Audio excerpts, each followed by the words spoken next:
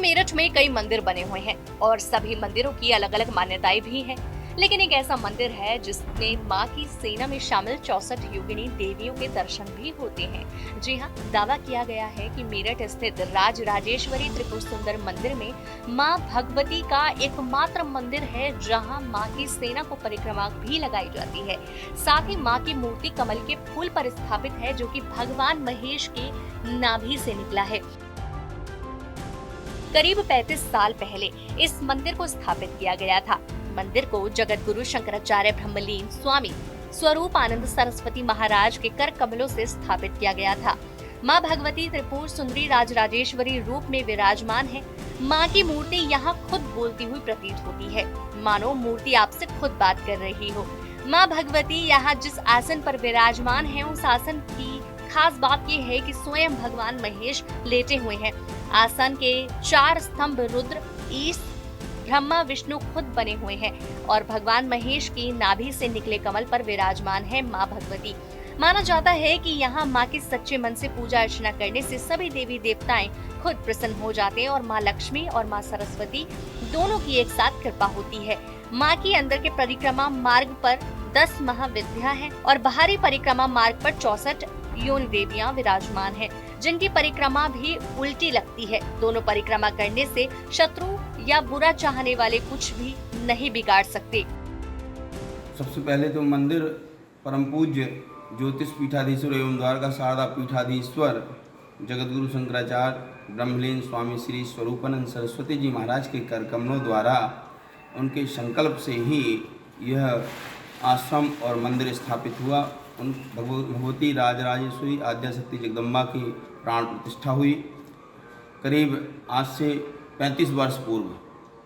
तब से अनवरत यहाँ जगदम्बा राजराजेश्वरी माता की आराधना शास्त्र विधि से चल रही है और नवरात्र साल में 4 नवरात्र होते हैं, 2 गुप्त नवरात्र, 2 प्रकट नवरात्र, और चारों नवरात्र ही साधना का स्थान रखते हैं। अपना साधना ही महत्वपूर्ण है। गुप्त नवरात्र में साधक अपनी गुप्त साधनाएं करते हैं और प्रकट नवरात्र जो होती है वो भक्तों की समस्त साकाम कामनाओं को पूर्ण करने के लिए होती हैं।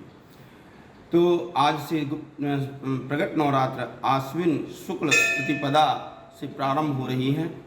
तो आज राजराजेश्वरी मंदिर में घट स्थापित 11:30 बजे घट स्थापना होगी और इसके बाद अखंड ज्योत प्रज्वलित होंगी और 2 बजे से महापूजन प्रारंभ हो जाएगी।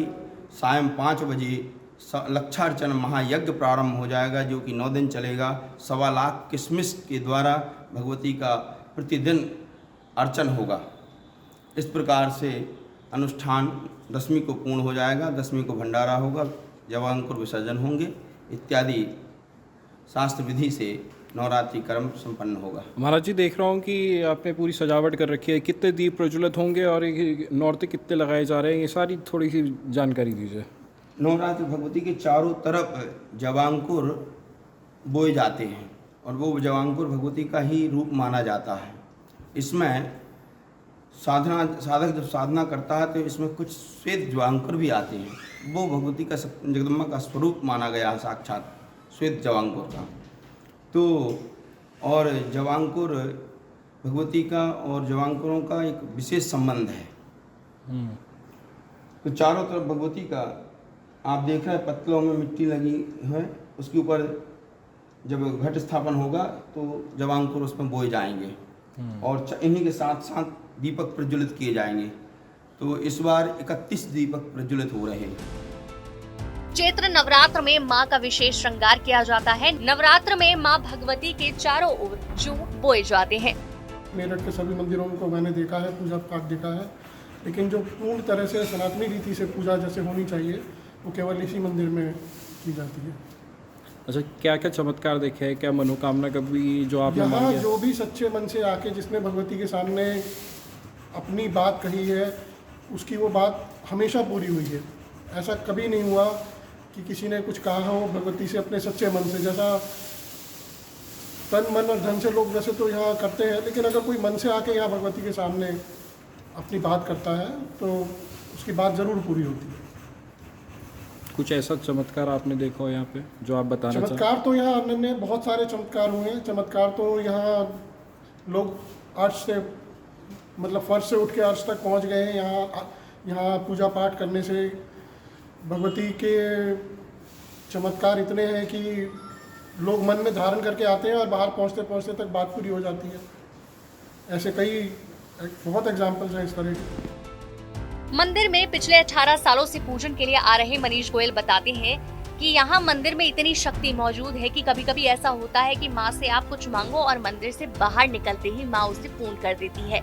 उन्होंने बताया कि यहाँ पिछले 18 सालों से ऐसे लोग भी आते देखे हैं जो फर्श से अर्श पर पहुँच गए हैं।